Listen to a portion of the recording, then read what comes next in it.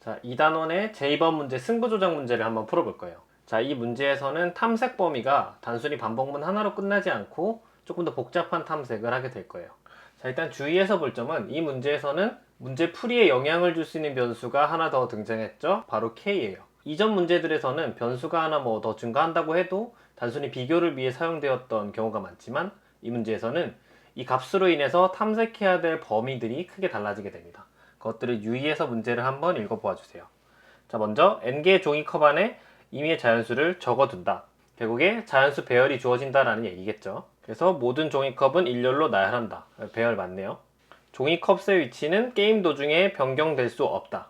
하지만 뭐 여러분들이 정렬을 한다 해도 원래 순서를 고려하면서 문제를 풀 수 있다면 상관없긴 합니다. 그냥 게임의 규칙이니까 그렇게 넘어갈게요. 그래서 인접한 K개의 연속된 종이컵을 선택하여 숫자를 확인하고 라고 되어 있어요. 해당 숫자들의 합이 짝수면 재윤이가 청소를 하고 홀수면 현무가 청소를 한다 라고 되어 있습니다. 결과적으로 어떤 말이냐면 문제에서 중요한 키포인트는 우리가 어떤 배열을 입력을 받아서 n개의 원소가 있을 때 이 문제에서는 어떤 k개의 원소가 존재하는 어떤 범위를 하나 지정을 할 거고 그 범위의 원소들의 합을 구해요. 이 합이 홀수냐 짝수냐가 궁금하다. 이 문제에서 요구하는 거는 이렇게 게임을 진행했을 때 자신이 이길 수 있는 경우가 존재하는지 확인해달라 라는 거였죠. 이런 문제에서 사람 두세 명이서 게임을 하는 식으로 문제가 나올 때가 있는데 이런 경우에 문제를 잘 읽어보셔야 돼요. 누가 이기는 거에 대한 주어가 누군지, 자, 현무가 당신에게 부탁해서 자신이 이길 수 있는 경우가 존재하는지 확인해달라. 그러니까 재윤이가 지는 경우가 존재하는지 체크해달라 라는 말이 됩니다. 그래서 문제에서 원하는 거는 재윤이가 패배가 가능한지를 말하는 거고, 여기서 패배라고 말하는 거는 청소를 말하는 거겠죠. 결국에 재윤이가 패배할 경우가 존재한다 라는 말이 뭐냐면 재윤이가 지는 경우는 합이 짝수인 경우죠. 그래서 합이 짝수인 K개의 원소 집합이 존재하는가 입니다. 그래서 우리 존재한다라는 문제는 카운트로 풀어서 1 이상인지 아닌지로 체크할 수 있다고 앞에 문제들에서 풀어봤습니다. 그래서 일단 입력을 보고 넘어가면 n과 k는 2 이상 10만 이하의 자연수고 배열에 있는 원소는 0 이상 100만 이하의 정수다 라는 거를 짚고 넘어갈 수 있어요. 자, 그럼 결국 n개의 원소에서 어떤 k 값을 지정을 했을 때 재윤이가 질 수도 있느냐가 궁금하다는 말은 결국에 모든 k개 원소들을 다 조사를 해서 하나라도 재윤이가 질 수 있는 경우가 있는지를 카운트해서 그게 1 이상인지를 체크하는 식으로 푸는 게 가장 나이브한 솔루션이 되겠죠. 그래서 이런 그림처럼 데이터가 존재를 할 때 우리는 연속한 K개가 존재하는 그룹을 모두 순회해야 됩니다. 사실 우리 앞에서 이거랑 비슷한 유형을 이미 했어요. 어떤 거냐면 연속한 두 칸에 대한 거 우리 이미 한 거 기억나시나요? 포문으로 순회를 하면서 i는 0부터 i 플러스 1이 n 이하일 때까지 순회를 하고 반복을 하면서 이 반복문 안에서 데이터의 i와 데이터의 i 플러스 1을 가지고 어떤 처리를 해줬던 기억이 있을 거예요. 이게 바로 두 칸에 대한 조회를 한 거였죠. 이제 이게 두 칸이 아니라 K칸이라는 가변으로 바뀐 겁니다. 그래서 만약에 두 칸일 때는 데이터 i, 데이터 i 플러스 이렇게 정해져 있으니까 코드 레벨에서 두 개의 값을 사용하면 되는데 그게 여러 칸으로 바뀌었으니 단순히 그렇게는 할 수는 없고 각각의 범위에서 몇 개의 원소를 순회할지도 반복문을 써야 된다는 거죠. 결과적으로 이중 반복문을 이용한 구현이 될 것 같다는 예상을 할 수 있습니다. 자, 일단 구현을 위해서 앞에 했던 내용을 짚고 넘어가면 우리 어떤 단순한 값을 순회하는 게 아니라 어떤 복잡한 관계나 집합들을 순회를 할 때는 그 기준을 정해야 순회하기가 편하다고 말씀을 드렸고, 앞에 연속한 두 개의 원소를 순회할 때처럼 가장 쉬운 건 인덱스적으로 가장 왼쪽, 가장 처음 만나는 원소들을 기준으로 하는 게 가장 무난하다고 말씀을 드렸었어요. 그래서 이 문제도 우리 i번째 원소를 어떤 범위의 대표값으로 잡으면 오른쪽 끝 범위는 총 k개의 원소가 있으니까 i 플러스 k 빼기 1 인덱스라고 계산을 할 수가 있어요. 이런 자잘한 건 기억해 두시면 좋습니다. 그래서 우리가 i번째 범위는 i부터 i 플러스 k 빼기 1 인덱스를 포함한다고 생각하고 문제를 풀면 돼요. 그럼 기본적인 반복문을 설계할 때에도 이렇게 하면 되겠죠. 반복문으로 순회를 하고 i는 0부터 시작을 합니다. 자, 그러면 n까지인데 오른쪽 끝 인덱스가 n 이하일 때까지니까 i 플러스 k 빼기 1이 n보다 작을 때까지 순회를 해요. 그 다음에 i는 1씩 증가를 합니다. 그러면 이 반복문 내에서 우리는 각각의 루프에서 데이터의 i부터 데이터의 i 플러스 k 빼기 1까지의 범위가 우리가 순회하고 싶은 i번째 범위라는 게 돼요. 자, 이런 식으로 모든 범위를 순회할 수 있는 이중 루프를 구현을 완료했습니다. 자, 이런 패턴으로 한번 간단히 구현을 먼저 해볼게요. 자, 먼저 반복문을 통해서 i는 0부터 시작을 하고요. 오른쪽 끝 인덱스는 i 플러스 k 빼기 1번째 인덱스니까 얘가 n보다 작을 때까지, 그리고 i를 1씩 증가시켜 줍니다. 그럼 각각의 반복문에서 i번째 범위는 데이터의 i부터 데이터의 i 플러스 k 빼기 1번 범위를 나타낸다 라는 걸 알 수 있죠. 그럼 우리가 하고 싶은 건 뭐죠? 각 범위에 대해서 합을 계산한 후에 짝수인지 여부를 체크해서 countUp 한다 라고 되어 있어요. 자, 그럼 for int j라는 변수로 각각의 원수를 한번 순회해 볼게요. i부터 j는 i 플러스 k 빼기 1까지 j는 1씩 증가한다. 이때 등호 들어간 거 주의하세요. 그럼 우리가 합을 구할 거니까 어떤 변수를 둘 텐데, 자, 여기서 주의할 거, 합 구하는 문제고 원소의 수가 10만이라고 했습니다. 각각의 원소가 최대 100만이라고 말씀을 드렸죠. 그럼 최악의 경우 i가 10만이고 k가 10만인 경우를 생각해 봅시다. 10만 개의 원소를 썸이라는 변수에 다 더하는 경우 10만 곱하기 100만이라는 값이 들어가죠. 당연히 21억은 아득히 넘기 때문에 이 문제는 합을 구할 때 롱을 써야 된다는 걸 알 수 있고 롱으로 초기화를 합니다. 그리고 sum 플러스는 데이터의 j를 더해줍니다. 여기서 데이터의 j가 무슨 말일까요? 데이터의 j는 데이터의 i부터 데이터의 i 플러스 k 마이너스 1 사이의 모든 원소를 순회하는 거예요. 즉, 첫 번째 루프에서 모든 범위를 순회하게 해주고 두 번째 루프에서 그 범위에 속하는 모든 원소를 루프하게 해줍니다. 그래서 만약에 썸을 2로 나눴을 때 짝수가 나왔다. 그럼 이 경우는 모든 범위 중 합이 짝수인 개수만큼 수행된다는 걸 알 수 있고, 그만큼 count 플러스는 1을 해주면 마지막 if문을 통해서 return pulse를 구분할 수 있다.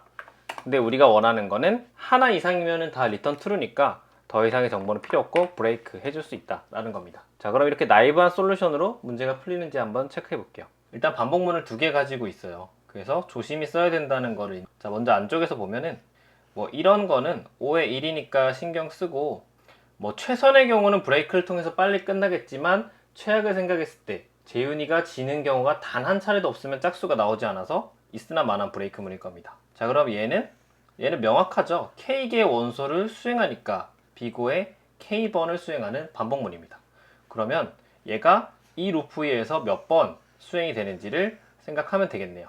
자, 우리 앞에 문제에서 배웠죠? 어떤 두 범위의 숫자가 몇 개 있는지. 0번부터 n 빼기 k 사이에 몇 개의 숫자가 있을까요? 바로 n 빼기 k 빼기 0 플러스 1개 있습니다. 적당히 그냥 n 마이너스 k번 수행을 한다고 할게요. 사소한 숫자 떼고. 그러면 총 얘네가 n 빼기 k번 수행이 되니까 결과적으로 전체의 시간 복잡도는 kn의 k제곱번이 됩니다. 자, 그래서 시간 복잡도 이렇게 나왔을 때 대충 언제쯤 최대값이 나올지 생각해 보면은, 결과적으로 전개해 보면 k 곱하기 n 빼기 k의 곱이죠.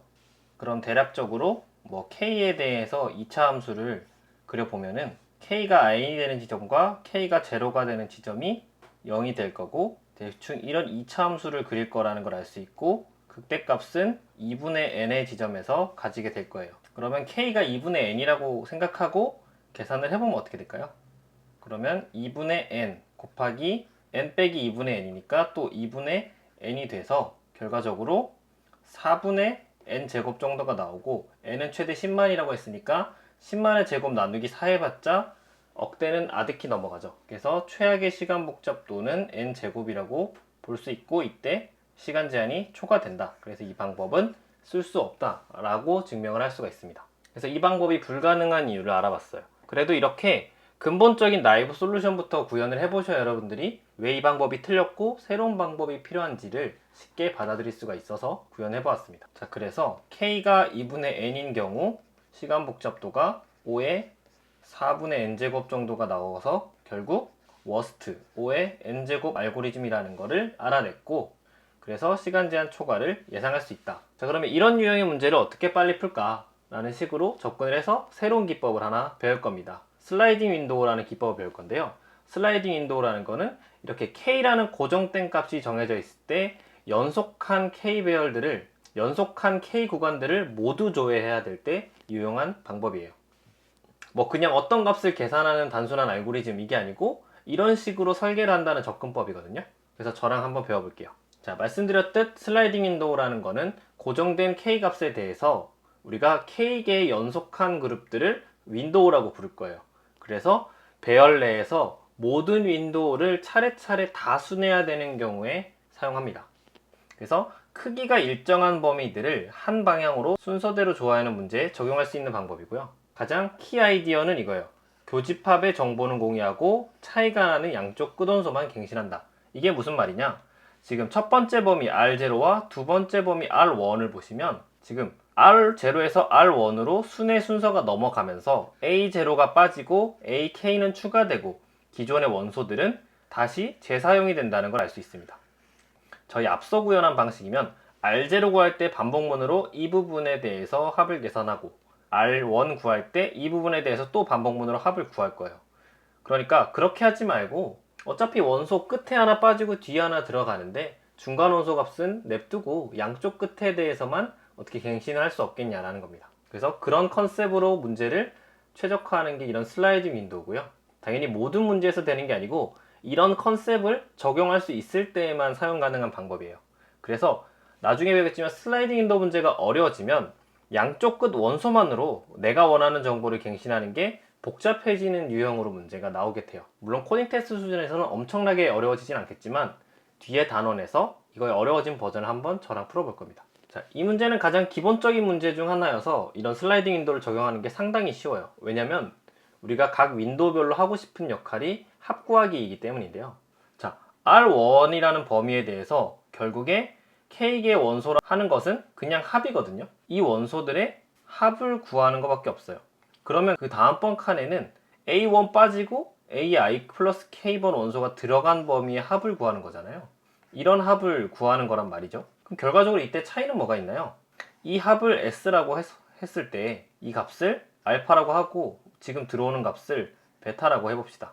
자, 그럼 우리가 R1의 값은 뭐죠? 알파 플러스 S가 되고, 그러면 I 플러스 1의 값은 바로 S 플러스 베타가 됩니다. 자, 그러면 RI 플러스 1을 RI로 계산하는 방법은 뭘까요? 즉 RI 빼기 알파 플러스 베타를 하는 거예요. 즉 RI 플러스 1의 영역의 합은 RI 영역의 합에서 왼쪽 원소 나갈래 빼고 들어올 원소를 더해주는 식으로 계산을 할 수 있다는 겁니다. 헷갈릴 수 있으니까 예시를 한번 드려볼게요. 자, n은 6이고 뭐 k는 3이라고 가정을 합시다. 자, 1, 2, 3, 4, 5, 6 이런 원소가 있고 지금 ri가 2, 3, 4를 가리키고 있고요. ri 플러스 1이 3, 4, 5에 대한 합을 구하려고 해요. 지금 세 원소의 합은 2 플러스 3 플러스 4 해서 9입니다. 이게 R의 i예요. 자, 그럼 R의 i 플러스 1은 이 9값에서 빠지는 2 빼고 들어오는 5를 더해주면 돼요. 그래서 12라는 값으로 계산을 할 수 있습니다. 자, 그럼 굳이 중간에 이 3, 4라는 값은 사용되지 않았죠? 이전에 합에 녹아 있을 테니까 이런 식으로 계산을 하겠다는 말이에요. 자, 그럼 이 아이디어를 한번 구현을 먼저 해볼게요. 이 범위에 대해서는 그대로 반복문이 수행이 될 거예요. 다만 우리가 여기서 알고 싶은 거는 자, sum이라는 변수를 밖에다가 두고 내가 어느 시점에 왔을 때 sum이라는 변수에는 데이터의 i부터 데이터의 i 플러스 k 빼기 1 범위의 합을 가지고 있다 라고 생각을 할 거예요. 자, 근데 우리는 sum이라는 변수를 가지고 이전의 i의 값을 가지고 올 거기 때문에 좀 헷갈릴 수 있죠. 그래서 어느 시점까지는 데이터의 i 플러스 1부터 데이터의 i 플러스 k 빼기 2번 범위의 합을 가지고 있다. 즉 직전의 윈도우에 대한 값을 가지고 있다는 거예요. 이 부분을 좀 유의해야 둬야겠죠. 빠져나갈 왼쪽 값 제거하고 들어오는 오른쪽 값 추가를 해주면 된다고 했습니다. 그래서 sum에서 새로운 sum은 sum에서 왼쪽 값 데이터의 i 빼기 1 원소가 빠지는 거고 플러스 이번에 들어오는 값 데이터의 i 플러스 k 빼기 1번 값을 더해주는 걸로 갱신하는 거예요. 그래서 26번 줄과 30번 줄 사이에 이 명령어 하나 차이로 이런 갱신이 일어나는 겁니다. 자, 그런데 이렇게 하면은 자, 우리 첫 번째 윈도우를 돌 때 첫 번째 범위에는 이전 범위란 게 없잖아요. 그쵸? 사실 이거를 구현하는 방법이 여러 가지인데 처음 구현 때 추천드리는 방법은 얘를 1부터 순회하게 하고 첫 번째 윈도우는 제거를 합니다. 첫 번째 윈도우만 밖에서 따로 돌아주세요. 그래서 i 번부터 k까지 sum 플러스는 데이터의 i라고 합니다. 그럼 여기 왔을 때 sum은 뭐죠? 가장 왼쪽 첫 번째 윈도우의 합을 나타냅니다. 그럼 이때 if sum이 짝수면 win count를 하나 올려줘요. 그럼 여기서부터는 두 번째 윈도우부터 마지막 윈도우를 순회하게 되겠죠. 왜냐? i가 1일 때부터 시작을 하니까. 그래서 이 로직에 아무 문제가 없어집니다. 그래서 if sum을 2로 나눴을 때 나머지가 제로라면 짝수라는 거니까 win count를 플러스는 1 해줍니다. 이렇게 구현을 할 수가 있어요. 자, 그런데 우리가 원하는 건 win count가 하나라도 더 존재하냐는 거니까 문제를 축소할 수 있습니다. 이 경우 return true를 해줘 버리고요. 마찬가지로 첫 번째 원소가 짝수면 더 볼 필요 없기 때문에 return true를 해줍니다. 자, 그럼 저 경우에서 모두 못 찾은 경우면 return false를 해주는 식으로 좀 더 간결하게 가지치기를 해줄 수가 있죠. 그럼 실제로 얘가 잘 돌아가는지 데이터를 넣고 한번 검증을 해볼게요. 자, 두 번째 예제 데이터 1233이라는 데이터를 넣고 수행을 해보면 첫 번째 윈도우의 값, 두 개의 값이죠. 1, 2에 대한 합을 3으로 계산을 합니다. 그럼 첫 번째 윈도우에 대한 합이 3이고 그 결과가 홀수니까 그냥 넘어가요. 자, 그럼 두 번째 윈도우에 대한 값을 구하려고 하는데 그러면 지금 S에는 1 플러스 2라는 값이 있고 얘가 갱신이 되면 내가 원하는 거는 2 플러스 3이라는 값이 되기를 원하는 거죠. 그러면 그 중간에 S는 뭐가 돼야 될까요? S 빼기 왼쪽 값 2를 빼주고 플러스 들어오는 값 3을 해주는 거죠. 그래서 이대로 수행되는지를 볼게요. 그래서 i가 1이니까 i의 제로 2를 빼주고 i가 1이니까 i 플러스 k 빼기 1이니까 3을 더해줍니다. 결과적으로 sum은 5가 된 게 확인이 되었죠. 2, 3의 합은 5니까요. 그 다음 칸에서도 지금 2, 3을 가리키고 있는데 2 빼고 3을 더해주니까 합이 6이 됩니다. 그래서 이 경우에는 합이 true니까 문제에서 원하는 것처럼 yes를 출력해주는 로직이 되는 거예요. 자, 이런 식으로 수행이 되는 겁니다. 자, 이 경우 시간 복잡도를 보자마자 예측을 할 수가 있죠. 자, 이거 한번 수행하는데 5의 k가 소요되고요.